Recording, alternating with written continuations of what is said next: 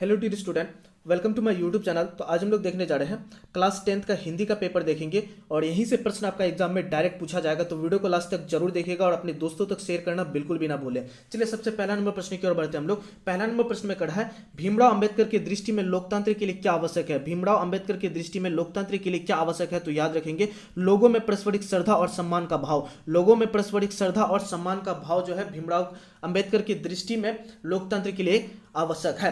चलिए उसके बाद बढ़ते हैं हम लोग दूसरा नंबर प्रश्न की ओर। सारे प्रश्न बहुत इंपॉर्टेंट है और हौला वाला प्रश्न आपका एग्जाम में रहेगा। दूसरा नंबर प्रश्न में कहा है, the rise and fall of the Hindu women's के लेखक कौन है। The rise and fall of the Hindu women's के लेखक कौन है, तो याद रखेंगे बाबा साहब भीमराव अंबेडकर है। कौन है? बाबा Saheb Bhimrao Ambedkar. Option number A इसका बिल्कुल सही उत्तर हो जाएगा। चलिए उसके बाद बढ़ते हैं हम लोग तीसरा नंबर प्रश्न की ओर। तीसरा नंबर प्रश्न में कहा है, 20 के दांत कहानी के प्रमुख पात्र कौन है। 20 के दांत कहानी के प्रमुख पात्र कौन है, तो याद रखेंगे सेन साहब जो है 20 के दांत कहानी के प्रमुख पात्र है। ऑप्शन नंबर ए इसका बिल्कुल सही उत्तर हो जाएगा। चलिए उसके बाद बढ़ते हैं हम लोग 4 नंबर प्रश्न की ओर। 4 नंबर प्रश्न में कहा है, देवत विज्ञान क्या है। देवत विज्ञान क्या है, तो याद रखेंगे देवत विज्ञान जो है वो देव विज्ञान है। क्या कौन सा विज्ञान है? देव विज्ञान है। ऑप्शन नंबर सी इसका बिल्कुल सही उत्तर हो जाएगा। देवत विज्ञान क्या है, तो याद रखेंगे देव विज्ञान है। चलिए उसके बाद बढ़ते हैं हम लोग 5 नंबर प्रश्न की ओर। 5 नंबर प्रश्न में कहा है, नाखून को किससे रगड़कर लाल और चिकना बनाया जाता है। नाखून को किससे रगड़कर लाल और चिकना बनाया जाता है, तो इसका जो सही उत्तर है वो हो जाएगा ऑप्शन नंबर ए, मोम और अलता से। किससे? मोम और अलता से। ऑप्शन नंबर ए इसका बिल्कुल सही उत्तर हो जाएगा। और यही सारा प्रश्न आपका एग्जाम में रहेगा, डायरेक्ट प्रश्न यहीं से पूछा जाएगा, तो वीडियो को लास्ट तक जरूर देखिएगा। 6 नंबर प्रश्न में बढ़ रहे हैं हम लोग। 6 नंबर प्रश्न का कहा है, दारिश क्या है। दारिश क्या है, तो याद रखेंगे प्राचीन कालीन सोने का सिक्का। प्राचीन कालीन किसका सिक्का? सोने का सिक्का। ऑप्शन नंबर डी इसका बिल्कुल सही उत्तर हो जाएगा। चलिए उसके बाद बढ़ते हैं हम लोग 7 नंबर प्रश्न की ओर। सारे प्रश्न बहुत इंपॉर्टेंट है। 7 नंबर प्रश्न में कहा है, काशी को किस नगरी के रूप में जाना जाता है। काशी को जो है वो किस नगरी के रूप में जाना जाता है, तो याद रखेंगे देवनगरी के रूप में जाना जाता है। कौन सा नगरी के रूप में जाना जाता है? देवनगरी के रूप में जाना जाता है। ऑप्शन नंबर सी इसका बिल्कुल सही उत्तर हो जाएगा। चलिए उसके बाद बढ़ते हैं हम लोग 8 नंबर प्रश्न की ओर। 8 नंबर प्रश्न में कहा है, सीतक का अर्थ क्या है। सीतक का अर्थ क्या होता है, तो याद रखेंगे मोम होता है। क्या होता है? मोम होता है। ऑप्शन नंबर ए इसका बिल्कुल सही उत्तर हो जाएगा। सीतक का अर्थ क्या होता है, तो याद रखेंगे मोम होता है। चलिए उसके बाद बढ़ते हैं हम लोग 9 नंबर प्रश्न की ओर। 9 नंबर प्रश्न में कहा है, बहादुर ने मां के रखे रुपए में से कितना रुपए निकाल लिया। बहादुर ने अपने मां के रखे रुपए में से कितना रुपए निकाल लिया, तो याद रखेंगे 2 रुपए निकाल लिया। कितना रुपया निकाल लिया था? 2 रुपए निकाल लिया था। ऑप्शन नंबर बी इसका बिल्कुल सही उत्तर हो जाएगा। चलिए उसके बाद बढ़ते हम लोग 10 नंबर प्रश्न की ओर। 10 नंबर प्रश्न में कहा है, परंपरा का मूल्यांकन शीर्षक पाठ किसके द्वारा लिखा गया है। परंपरा का मूल्यांकन शीर्षक पाठ किसके द्वारा लिखा गया है, तो याद रखेंगे इसका जो सही उत्तर है वो हो जाएगा option number C, Ramvilas Sharma के द्वारा लिखा गया है। किसके द्वारा लिखा गया है? Ramvilas Sharma. Option number C इसका बिल्कुल सही उत्तर हो जाएगा। चलिए उसके बाद बढ़ते हैं हम लोग 11 नंबर प्रश्न में। हम लोग 11 नंबर प्रश्न में कहा है, जीत जीत में निरखत हूं पाठ के केंद्र में है। जीत जीत में निरखत हूं पाठ के केंद्र में कौन है, तो याद रखेंगे बिरजू महाराज है। कौन है? Birju Maharaj. Option number A इसका बिल्कुल सही उत्तर हो जाएगा। ये सारे प्रश्न बहुत इंपॉर्टेंट है और आपका एग्जाम में डायरेक्ट यहीं से प्रश्न पूछा जाएगा, तो वीडियो को लास्ट तक जरूर देखिएगा। 12 नंबर प्रश्न में बढ़ रहे हैं हम लोग। 12 नंबर प्रश्न में कहा है, यंग इंडिया के संस्थापक कौन है। यंग इंडिया के संस्थापक कौन है, तो याद रखेंगे महात्मा गांधी। ये क्वेश्चन आपका सोशल साइंस में भी पूछा जा सकता है, तो बिल्कुल इस क्वेश्चन को आप याद करते चले जाइए। सारे प्रश्न बहुत इंपॉर्टेंट है। उसके बाद 13 नंबर प्रश्न में कहा है, शेक्सपियर किस भाषा के कवि है। शेक्सपियर किस भाषा के कवि है, तो याद रखेंगे अंग्रेजी भाषा के कवि है। कौन सा भाषा के कवि है? शेक्सपियर जो है वो अंग्रेजी भाषा के कवि है। चलिए उसके बाद बढ़ते हम लोग 14 नंबर प्रश्न की ओर। 14 नंबर प्रश्न में कहा है, तीसरा साक्ष्य पुस्तक किसके द्वारा लिखी गई है। तीसरा साक्ष्य पुस्तक किसके द्वारा लिखी गई है, तो 14 का जो सही उत्तर है वो हो जाएगा option number A, Ashok Vajpayee के द्वारा लिखा गया है। किसके द्वारा? Ashok Vajpayee. Option number A इसका बिल्कुल सही उत्तर हो जाएगा। चलिए उसके बाद बढ़ते हम लोग 15 नंबर प्रश्न की ओर। 15 नंबर प्रश्न में कह रहा है, राष्ट्रकूट शासक कहां के रहने वाले थे। राष्ट्रकूट शासक कहां के रहने वाले थे, तो याद रखेंगे राष्ट्रकूट शासक जो थे वो कर्नाटक के रहने वाले थे। कहां के रहने वाले थे? कर्नाटक के रहने वाले थे। ऑप्शन नंबर बी इसका बिल्कुल सही उत्तर हो जाएगा। चलिए उसके बाद बढ़ते हम लोग 16 नंबर प्रश्न की ओर। 16 नंबर प्रश्न में कह रहा है, टॉ का उच्चारण स्थान क्या है। टॉ का उच्चारण स्थान क्या है, तो इसका जो सही उत्तर है वो हो जाएगा ऑप्शन नंबर ए, मुद्रा है। ऑप्शन नंबर ए इसका बिल्कुल सही उत्तर हो जाएगा। चलिए उसके बाद बढ़ते हम लोग 17 नंबर प्रश्न की ओर। 17 नंबर प्रश्न में कहा है, नायक का सही संधि विच्छेद क्या है। नायक का सही संधि विच्छेद क्या है, तो याद रखेंगे इसमें आप लोग ये लगा के नहीं आ जाएंगे, ना जोड़ आयक, ये गलत हो जाएगा आपका, ये नहीं लगाना है आपको। क्या होता है? नए जोड़ अक होता है। ऑप्शन नंबर 20 का बिल्कुल सही उत्तर हो जाएगा। ये सारे प्रश्न में आपको कंफ्यूज नहीं होना है और आप तभी गर्दा मचा पाएंगे। चलिए उसके बाद बढ़ते हैं हम लोग 18 नंबर प्रश्न की ओर। 18 नंबर प्रश्न में कड़ा है निम्न में शुद्ध वाक्य है। निम्न में कौन शुद्ध वाक्य है? तो याद रखेंगे वनवास जो है वो शुद्ध वाक्य है। ऑप्शन नंबर सी इसका बिल्कुल सही उत्तर हो जाएगा। चलिए उसके बाद बढ़ते हैं हम लोग 19 नंबर प्रश्न की ओर। सारे प्रश्न बहुत इंपॉर्टेंट है। 19 नंबर प्रश्न में कड़ा है श्याम शब्द है। श्याम शब्द कौन सा संज्ञा है? श्याम शब्द जो है वो कौन सा संज्ञा है? तो याद रखेंगे व्यक्तिवाचक संज्ञा है। कौन सा संज्ञा है? व्यक्तिवाचक संज्ञा है। ऑप्शन नंबर 20 का बिल्कुल सही उत्तर हो जाएगा। चलिए उसके बाद बढ़ते हैं हम लोग 20 नंबर प्रश्न की ओर। 20 नंबर प्रश्न में कड़ा है फुटपाथ शब्द है। फुटपाथ शब्द जो है वो कौन सा लिंग है? तो याद रखेंगे पुल्लिंग है। कौन सा लिंग है? पुल्लिंग है। फुटपाथ शब्द कौन सा लिंग है? पुल्लिंग है। चलिए उसके बाद बढ़ते हैं हम लोग 21 नंबर प्रश्न की ओर। 21 नंबर प्रश्न में कड़ा है कर्पूर शब्द है। कर्पूर शब्द कौन सा शब्द है? तो याद रखेंगे तत्सम शब्द है। कौन सा शब्द है? तत्सम शब्द है। ऑप्शन नंबर ए इसका बिल्कुल सही उत्तर हो जाएगा। चलिए उसके बाद बढ़ते हैं हम लोग 22 नंबर प्रश्न की ओर। 22 नंबर प्रश्न में कड़ा है नेता शब्द नेता शब्द का स्त्रीलिंग रूप है। नेता शब्द का स्त्रीलिंग शब्द कौन सा है? तो आप लोग नेताइन नहीं लगा के आ जाएंगे, क्योंकि बोलचाल की भाषा में क्या कहा जाता है? नेता का जो वाइफ रहता है उसको क्या कहा जाता है? नेताइन कहा जाता है, लेकिन होता क्या है? नेत्री होता है। ऑप्शन नंबर सी इसका बिल्कुल सही उत्तर हो जाएगा। बिल्कुल इसमें आप लोग कंफ्यूज नहीं हो जाएंगे, देसी भाषा यूज नहीं करेंगे। वहां पे आपसे हिंदी का क्वेश्चन पूछा है, ना कि आपसे ठेठी क्वेश्चन पूछा है। चलिए उसके बाद बढ़ते हम लोग 23 नंबर प्रश्न की ओर। सारे प्रश्न बहुत इंपॉर्टेंट है। आप लोग वीडियो को लास्ट तक जरूर देखिए और आप हमारे YouTube चैनल पर नए हैं तो सब्सक्राइब करके बेल आइकन के बटन को दबा दें, ताकि हमारा आने वाला वीडियो का नोटिफिकेशन सबसे पहले आप तक पहुंचे। चलिए 23 नंबर प्रश्न में कड़ा है सर्वनाम के कितने भेद होते हैं? सर्वनाम के कितने भेद होते हैं? इससे इजी प्रश्न आपका एग्जाम में क्या पूछ सकता है? सर्वनाम के कितने भेद होते हैं? तो याद रखेंगे 6 भेद होते हैं। क्या भेद होते हैं? कितने भेद होते हैं? सॉरी, तो याद रखेंगे 6 भेद होते हैं। सारे प्रश्न बहुत इंपॉर्टेंट है और यहीं से प्रश्न आपका एग्जाम में डायरेक्ट प्रश्न पूछा जाएगा। तो वीडियो को शेयर अपने दोस्तों तक जरूर कीजिएगा। चलिए उसके बाद बढ़ते हम लोग 24 नंबर प्रश्न की ओर। 24 नंबर प्रश्न में कड़ा है यह घड़ किस विशेषण का उदाहरण है? यह घड़ किस विशेषण का उदाहरण है? तो याद रखेंगे सर्वनामिक विशेषण का उदाहरण है। कौन सा विशेषण का उदाहरण है? सर्वनामिक। ऑप्शन नंबर सी इसका बिल्कुल सही उत्तर हो जाएगा।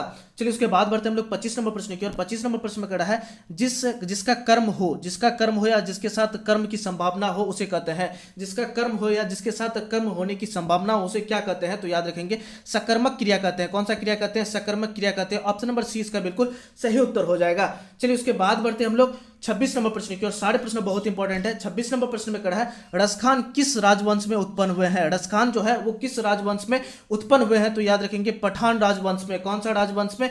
पठान राजवंश में। ऑप्शन नंबर ए इसका बिल्कुल सही उत्तर हो जाएगा। चलिए इसके बाद बढ़ते हम लोग 27 नंबर प्रश्न की ओर। 27 नंबर प्रश्न में कड़ा है मोह मन मानिक ले गयो चितचोर नंदन। मोह मन मानिक ले गयो चितचोर नंदन किस कविता के पंक्ति है? किस कविता का पंक्ति है? तो याद रखेंगे प्रेम यानी श्री राधिका। प्रेम यानी Shri Radhika. Option number C इसका बिल्कुल सही उत्तर हो जाएगा। चलिए उसके बाद बढ़ते हम लोग 28 नंबर प्रश्न की ओर। सारे प्रश्न बहुत इंपॉर्टेंट है तो वीडियो को लास्ट तक जरूर देखिएगा और यहीं से प्रश्न आपका एग्जाम में डायरेक्ट पूछा जाएगा। इसी तरह का हौला हौला प्रश्न रहेगा।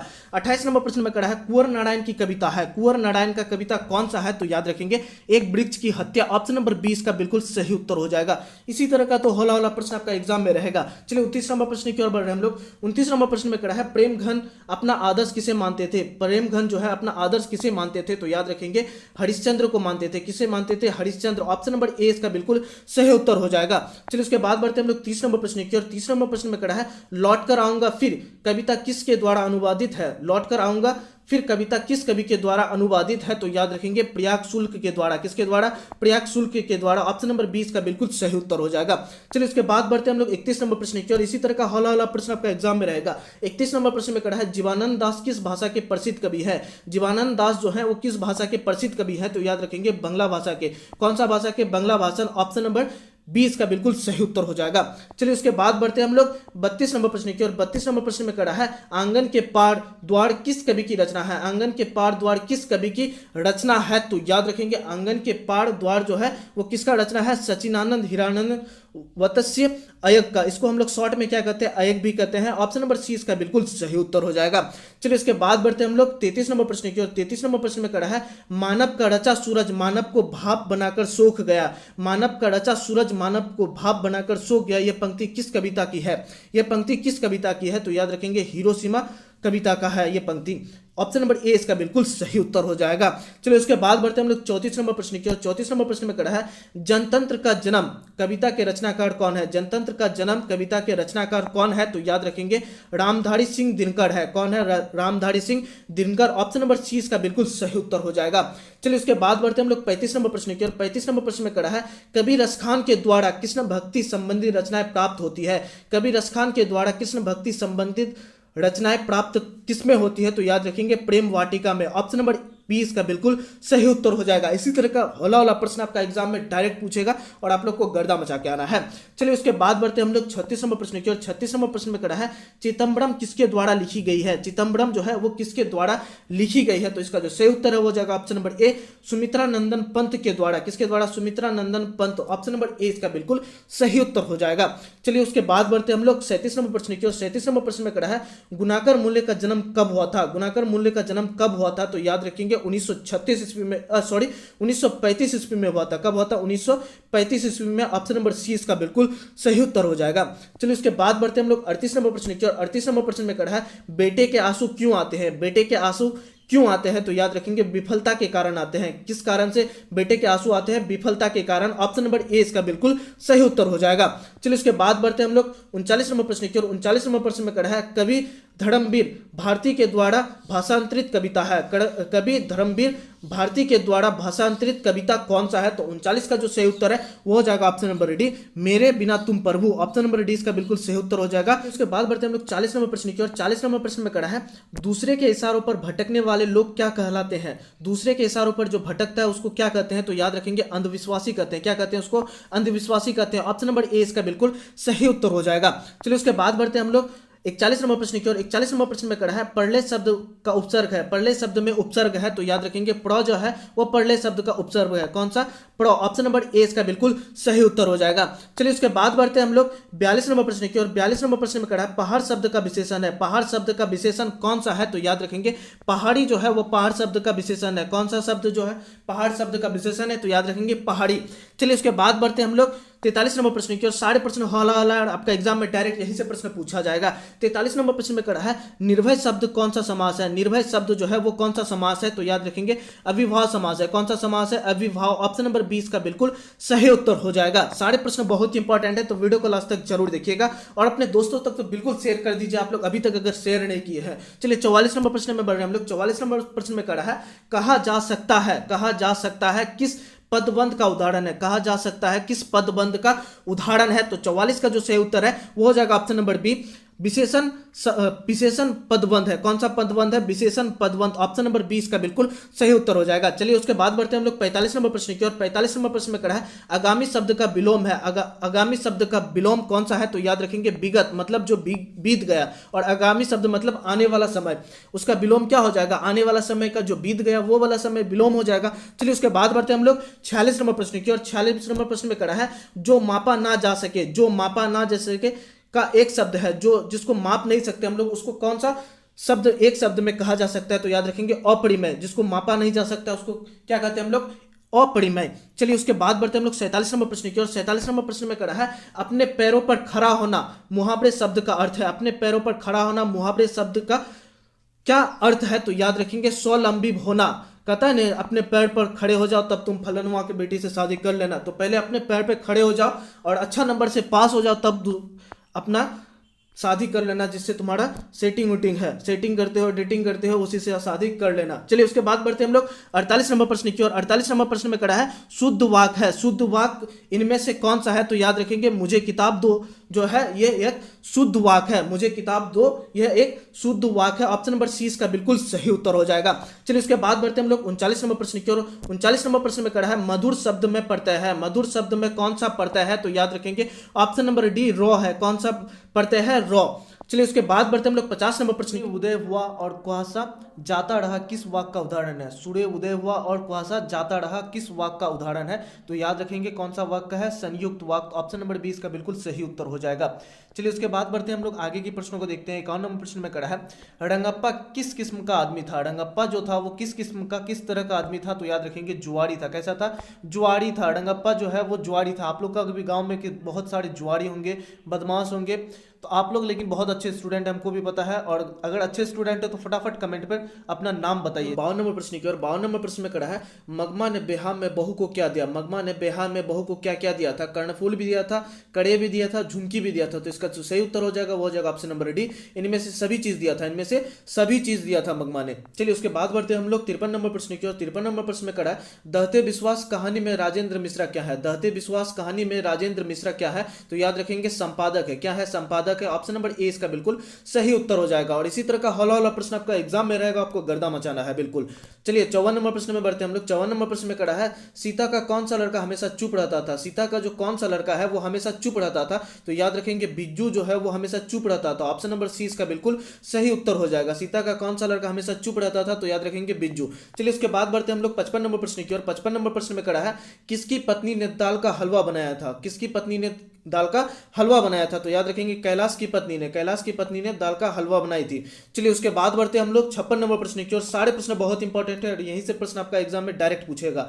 56 नंबर प्रश्न में कड़ा है, नगर कहानी के अनुसार पहले दिन पापेती को क्या हुआ था। नगर कहानी के अनुसार पहले दिन पापेती को क्या हुआ था, तो याद रखेंगे बुखार हुआ था। क्या हुआ था, बुखार हुआ था। ऑप्शन नंबर डी इसका बिल्कुल सही उत्तर हो जाएगा। चलिए उसके बाद बढ़ते हम लोग 57 नंबर प्रश्न की ओर। 57 नंबर प्रश्न में कड़ा है, बिज्जू की पत्नी का क्या नाम था। बिज्जू की पत्नी का क्या नाम था, तो याद रखेंगे पुष्पा था। क्या नाम था, पुष्पा। ऑप्शन नंबर ए इसका बिल्कुल सही उत्तर हो जाएगा। बिज्जू की पत्नी का नाम क्या था, पुष्पा था।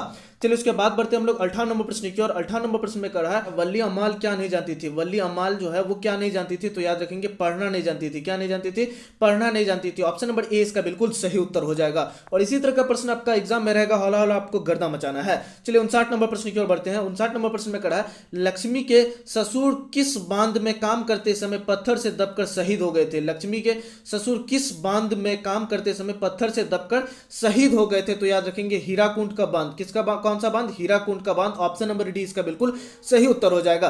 चलिए इसके बाद बढ़ते हैं हम लोग 60 नंबर प्रश्न की ओर। 60 नंबर प्रश्न में कड़ा है, मंगू की मां अस्पताल को किसकी उपमा देती है। मंगू की मां जो है वो अस्पताल को किसकी उपमा देती है, तो याद रखेंगे गौशाला का उपमा देती है। कौन, किसका, गौशाला। ऑप्शन नंबर ए इसका बिल्कुल सही उत्तर हो जाएगा।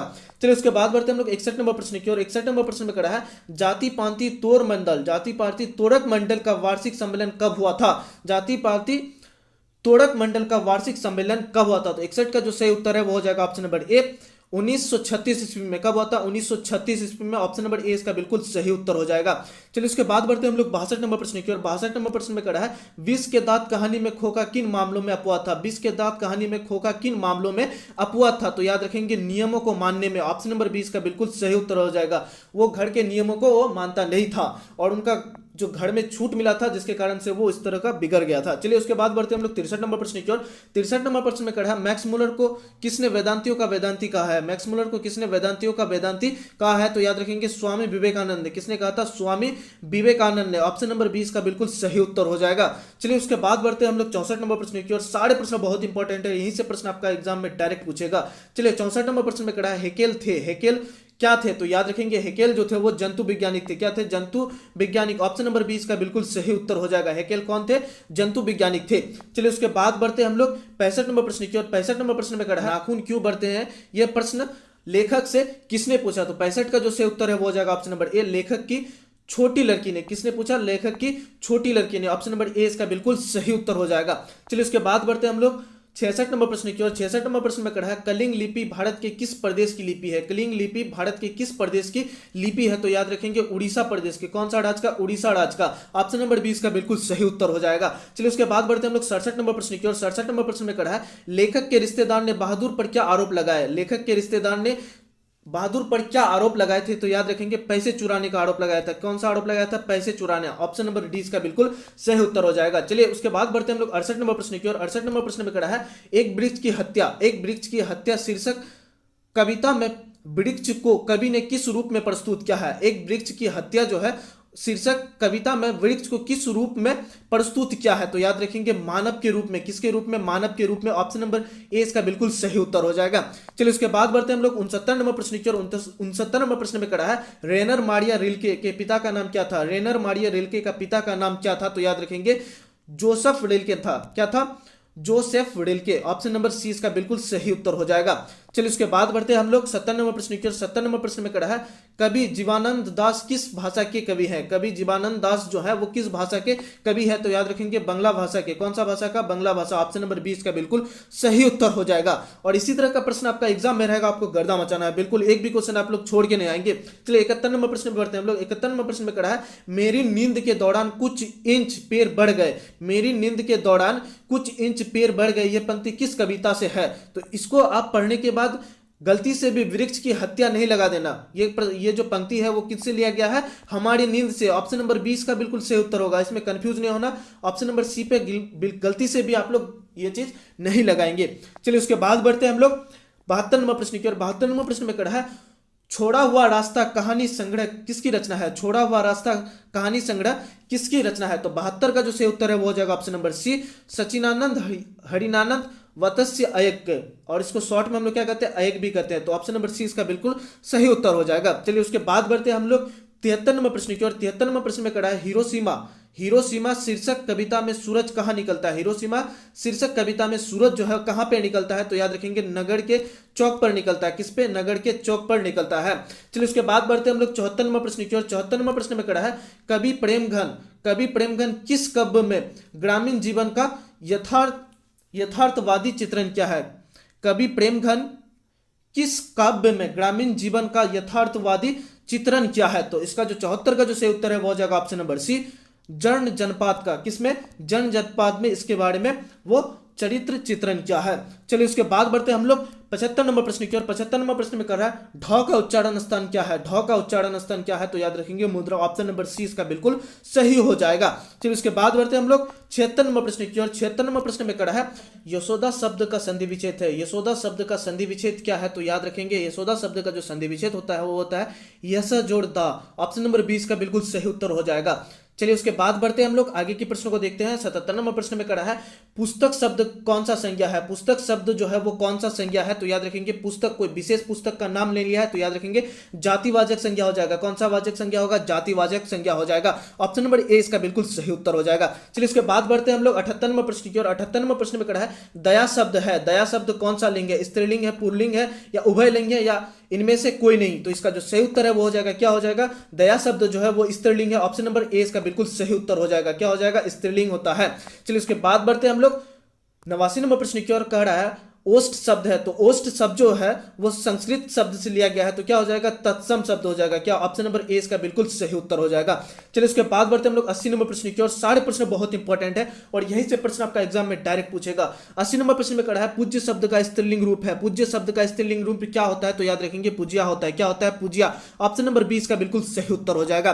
चलिए उसके बाद बढ़ते हैं हम लोग 81 नंबर प्रश्न की ओर। 81 नंबर प्रश्न में कड़ा है जो सोया खोया, जो सोया वो खोया। तो ये किस सर्वनाम का उदाहरण है? ये किस सर्वनाम का उदाहरण है? तो याद रखेंगे संबंधवाचक। कौन सा वाचक? संबंधवाचक। ऑप्शन नंबर सी इसका बिल्कुल सही उत्तर हो जाएगा। चलिए उसके बाद बढ़ते हैं हम लोग 82 नंबर प्रश्न की ओर। सारे प्रश्न बहुत इंपॉर्टेंट है, आप लोग को गर्दा मचाना है। 82 नंबर प्रश्न में कड़ा है शेर भर दूध। शेर भर दूध किस विशेषण का उदाहरण है? शेर भर दूध किस विशेषण का उदाहरण है? तो याद रखेंगे परिणाम बोधक। ऑप्शन नंबर ए इसका बिल्कुल सही उत्तर हो जाएगा। परिणाम बोधक सर्वनाम का परिणाम बोधक विशेषण का उदाहरण है। सॉरी। उसके बाद बढ़ते हैं हम लोग 83 नंबर प्रश्न की ओर। 83 नंबर प्रश्न में कड़ा है वो खा चुका था। वो खा चुका था किस काल का उदाहरण है? खा चुका था, चुका था मतलब भूतकाल का उदाहरण है। कौन सा काल का? भूतकाल का। ऑप्शन नंबर सी बिल्कुल सही उत्तर हो जाएगा।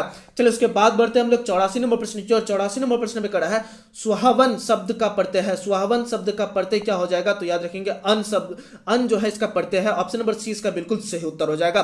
चलिए उसके बाद बढ़ते हैं हम लोग 85 नंबर प्रश्न की ओर। सारे प्रश्न हौला हौला आपका एग्जाम में डायरेक्ट यहीं से प्रश्न पूछा जाएगा।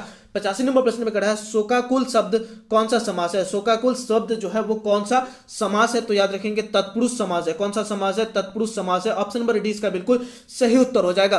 चलिए उसके बाद बढ़ते हैं हम लोग 86 नंबर प्रश्न की ओर। 86 नंबर प्रश्न में कड़ा है अनूठा शब्द का पर्यायवाची है। अनूठा शब्द का पर्यायवाची क्या है? तो याद रखेंगे अनुपम होता है। क्या होता है? अनूठा शब्द का पर्यायवाची क्या होता है? अनुपम होता है। ऑप्शन नंबर 20 का बिल्कुल सही उत्तर हो जाएगा।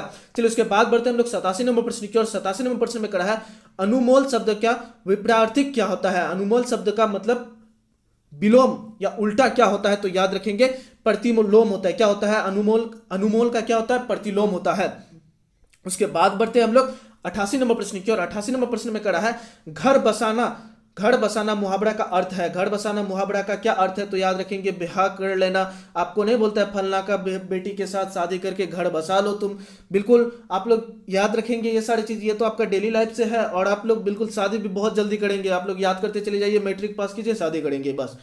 उसके बाद बढ़ते हैं, मतलब आगे की प्रश्न की देखते हैं। आगे की प्रश्न में कड़ा है प्रोक्त शब्द कौन सा समास है? तो इसका आप कमेंट पर जरूर बताइएगा, ताकि देखें कौन कौन सा बच्चा वीडियो को लास्ट तक देखे हैं। 90 नंबर प्रश्न की ओर बढ़ रहे हैं हम लोग। 90 नंबर प्रश्न में कड़ा है एक पंक्त दो काज लोकांति का अर्थ क्या है? एक पंक्त दो काज लोकांति का क्या अर्थ है? तो एक काम के साथ दूसरे काम का हो जाना। एक काम के साथ दूसरे काम का हो जाना। ऑप्शन नंबर सी इसका बिल्कुल सही उत्तर है। चलिए उसके बाद बढ़ते हैं हम लोग 91 नंबर प्रश्न की ओर। 91 नंबर प्रश्न में कड़ा है वह जा रहा है किस काल का उदाहरण है? वह जा रहा है किस काल का उदाहरण है? जा रहा लगा हुआ है तो कौन सा काल हो जाएगा? वर्तमान काल। वर्तमान काल में जा रहा है लगा हुआ है तो वर्तमान काल। चलिए उसके बाद बढ़ते हैं हम लोग 92 नंबर प्रश्न की ओर। 92 नंबर प्रश्न में कड़ा है नयन शब्द का संधि विच्छेद है। नयन शब्द का संधि विच्छेद क्या हो जाएगा? तो याद रखेंगे नय जोड़ अयन। ऑप्शन नंबर सी इसका बिल्कुल सही उत्तर हो जाएगा।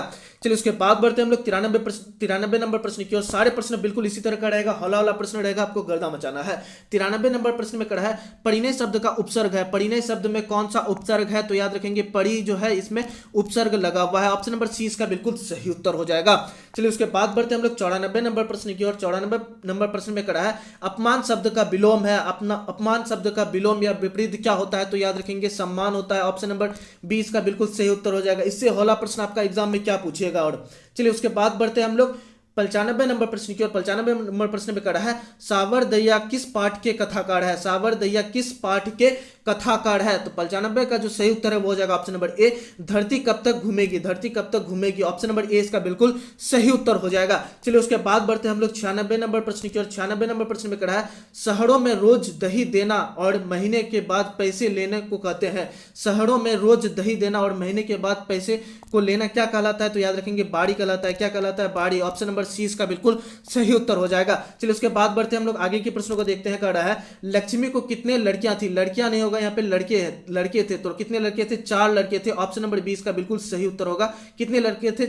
लक्ष्मी को 4 लड़के थे। चलिए उसके बाद बढ़ते हैं हम लोग 98 नंबर प्रश्न की ओर। 98 नंबर प्रश्न में कहा है बांध की निगरानी के लिए लक्ष्मी ने किसे भेजा? बांध की निगरानी के लिए लक्ष्मी ने किसे भेजा? तो याद रखेंगे बड़े लड़के को भेजा। किसको भेजा? बड़े लड़के को। ऑप्शन नंबर ए इसका बिल्कुल सही उत्तर हो जाएगा। चलिए उसके बाद बढ़ते हैं हम लोग 99 नंबर प्रश्न की ओर। कह रहा है कौन पापाती को अकेले छोड़कर नहीं जाना चाहती थी? कौन पापाती को अकेले छोड़कर नहीं जाना चाहती थी? तो इसका जो सही उत्तर है वो हो जाएगा ऑप्शन नंबर बी वल्लियम अमल जो है वो पापाती को छोड़कर नहीं जाना चाहती थी। चलिए उसके बाद बढ़ते हम लोग 100 नंबर प्रश्न की ओर। सारे प्रश्न आपको हम करवा रहे हैं। 100 नंबर प्रश्न में कहा है वाष्प शब्द है। वाष्प शब्द क्या है? तो याद रखेंगे विदेशज है। क्या है? विदेशज। ऑप्शन नंबर डी इसका बिल्कुल सही उत्तर हो जाएगा। तो ये आपको हम 100 क्वेश्चन करवाए हैं और आपका एग्जाम में यही से प्रश्न पूछा जाएगा। बिल्कुल आपका गारंटी ले लीजिए 50 प्रश्न आपका यहीं से पूछेगा। तो आपको गर्दा मचा के आना है और आपको बिल्कुल 400 प्लस का स्कोर करना है। अभी से पढ़ना स्टार्ट कर दीजिए और 400 प्लस करना है आपको एग्जाम में। फिर मिलते हैं नेक्स्ट सब्जेक्ट लेकर के और अपने दोस्तों तक जरूर इसको शेयर कीजिएगा ताकि उनको भी फायदा हो और वो हमारे साथ जुड़ सके। और इसका पीडीएफ लेना चाहते हैं तो पीडीएफ आपको हमारे टेलीग्राम पर मिल जाएगा। तो उसका लिंक आपको हमारे डिस्क्रिप्शन पर दिए देगा, वहां से आप ज्वाइंट होकर के इसका टेलीग्राम पे जाकर के इसका पीडीएफ बिल्कुल फ्री में है, ले सकते हैं। फिर मिलते हैं नेक्स्ट सब्जेक्ट लेकर के, तब तक के लिए इतना ही। जय हिंद।